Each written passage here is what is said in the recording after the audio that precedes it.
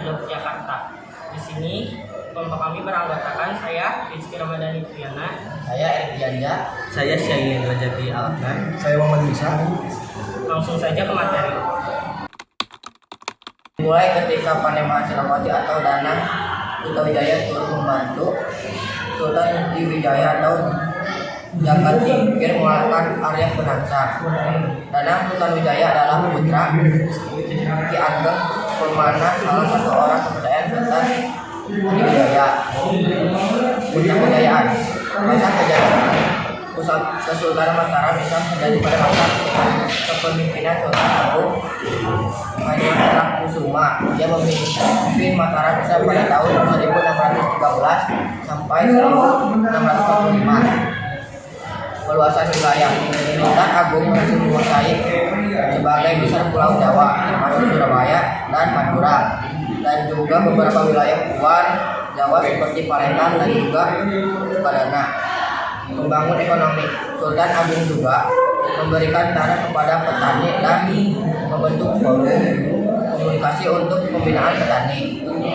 Pembangunan keagamaan, Sultan Agung menerapkan aturan sesuai ajaran Islam dan memberikan uang bagi para ulama untuk bekerja sama dengan pihak kerajaan. Dan budaya, Sultan Agung berperan dalam memajukan kesenian dan kebudayaan seperti tarian, wayang, gamelan, dan menghasilkan karya seni seperti serat, sastra, gending. Era kepemimpinan Sultan Agung juga pernah mencoba melakukan ekspansi militer besar-besaran dan melakukan perlawanan terhadap VOC, namun perlawanan tersebut membawa beban berat pada ekonomi mereka dan juga memperlemah stabilitas internal Mataram. Masa Amangkurat I. Setelah Sultan Agung wafat, tahta Kesultanan Mataram Islam dipegang oleh Amangkurat I. Masa pemerintahannya ditandai dengan kekejaman dan kebijakan yang tidak populer, sehingga banyak kerajaan taklukan yang melepaskan diri dan internal Mataram mengalami perkembangan. Kerajaan Amangkurat I menyebabkan berbagai pemberontakan dan perang saudara yang melemahkan stabilitas kerajaan. Selain itu, adanya tekanan dari VOC juga memperburuk kondisi politik internal. Salah satu faktor yang menyebabkan kemunduran kerajaan Mataram Islam pada masa kepemimpinan Amangkurat I adalah kekejamannya. Amangkurat I dikenal sebagai raja yang kejam dan bengis karena menjadikan membunuh para pejabat yang dinilai tidak menghormatinya. Pemberontakan Trunajaya. Pemberontakan Trunajaya adalah pemberontakan yang dilakukan oleh Trunajaya asal Madura dan sekutunya dari Makassar terhadap Kesultanan Mataram yang dibantu oleh perusahaan Hindia dari Belanda di Jawa pada dekade 1670-an dan berakhir dengan kemenangan Mataram dan VOC. Trunajaya menguasai sebagian besar wilayah pesisir utara. Pasukan pemberontak berhasil menyerbu dan menjajah ibu kota Mataram di Pleret. Amangkurat I melarikan diri dan wafat dalam pelarian. Anaknya Amangkurat II mengambil alih tahta tetapi dalam keadaan penuh kekacauan. Beberapa faktor utama runtuhnya kerajaan Mataram itu sebagai berikut. Kemunduran ekonomi dan sosial.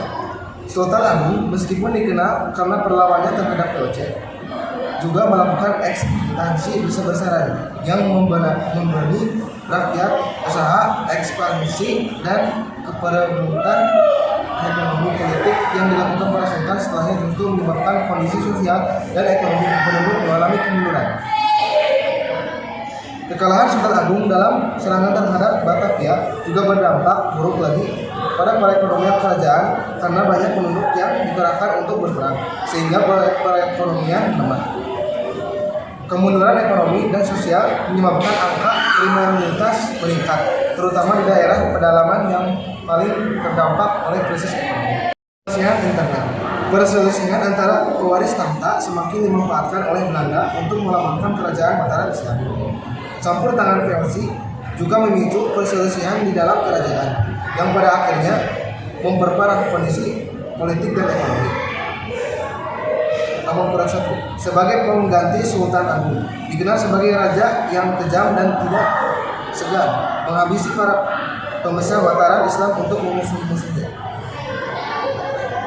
Perilaku kejam Amon Kurat I memicu kemarahan dan ketidakpuasan dari rakyat serta para ulama, yang pada akhirnya memunculkan pemberontakan yang mengancam stabilitas kerajaan. Campur tangan Belanda. Sultan-sultan pengganti Sultan Agung karena tidak siap memperbaiki kondisi ekonomi dan menghadapi gerakan disintegrasi negeri takdirnya, memberi izin Belanda untuk ikut campur dalam urusan kerajaan. VOC memanfaatkan kedekatan dengan kerajaan untuk secara rutin mengirimkan utusan dan turut campur dalam urusan politik kerajaan. Puncak Perjanjian Tianti tahun 1755 yang membagi kerajaan Mataram menjadi dua bagian, yaitu Kasunan Surakarta dan Kasunan Yogyakarta, menandai runtuhnya kerajaan Mataram Islam sebagai entitas tunggal. Perjanjian Tianti tahun 1755. Runtuhnya Kesultanan Mataram. Keputusan penting yang diambil Kerajaan Mataram oleh VOC adalah pembagian wilayah Kerajaan Mataram menjadi dua melalui Perjanjian Tianti pada 13 Februari 1755. Perjanjian ini yang ditandatangani oleh Pakubuwana III, Pangeran Mangkubumi yang kemudian menjadi Hamengkubuwono I dan VOC, mengakibatkan Mataram terpecah menjadi Kasunanan Surakarta dan Kasultanan Yogyakarta. Isi Perjanjian Tianti, wilayah Mataram dibagi menjadi dua. Sultanan Surakarta dipimpin oleh Pakubuwana III, putra Pakubuwana II. Sultanan Yogyakarta dipimpin oleh Pangeran Mangkubumi yang kemudian bergelar Sultan Hamengkubuwono I. VOC berperan sebagai penjamin perdamaian, tetapi tetap mengawasi keduanya. Kesultanan Yogyakarta.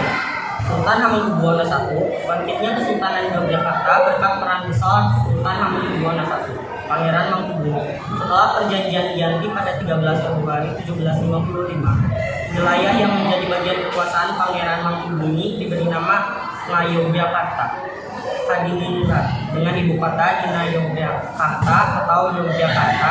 Sultan Hamengkubuwono I kemudian secara resmi memproklamasikan berdirinya Kesultanan Yogyakarta pada 13 Maret 1755. Peran Sultan Hamengkubuwono I. Sultan Hamengkubuwono I merupakan pendiri sekaligus raja pertama Kesultanan Yogyakarta. Dikenal sebagai pemimpin yang bijaksana dan berpengaruh dalam sejarah Jawa. Memerintahkan pembangunan Keraton Yogyakarta yang menjadi simbol kekuasaan dan kebanggaan kesultanan. Sultan Hamengkubuwono I juga dikenal sebagai tokoh budaya yang berkontribusi pada perkembangan kesenian Jawa. Dampak dan akibat signifikan. Runtuhnya Mataram disebabkan oleh konflik internal, campur tangan VOC dan Perjanjian Tianti. Dampak utamanya yaitu melemahnya otoritas pusat, fragmentasi wilayah, dan munculnya entitas politik baru seperti Yogyakarta. Runtuhnya Mataram dan bangkitnya Yogyakarta merupakan peristiwa penting dalam sejarah Jawa dan Indonesia. Peristiwa ini membawa perubahan besar dalam struktur politik, sosial, dan ekonomi, serta meninggalkan warisan budaya dan sejarah yang masih dapat dirasakan hingga saat ini.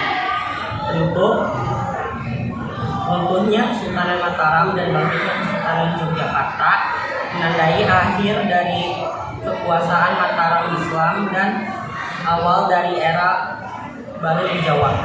Kesultanan Mataram terpecah menjadi Kesultanan Yogyakarta dan Kasunanan Surakarta melalui Perjanjian Tianti pada tahun 1755. Yogyakarta yang dipimpin oleh Hamengkubuwono I menjadi pusat kekuasaan baru yang bertahan hingga sekarang. Sekian dari kami, mohon maaf bila ada salah kata. Wassalamualaikum warahmatullahi wabarakatuh.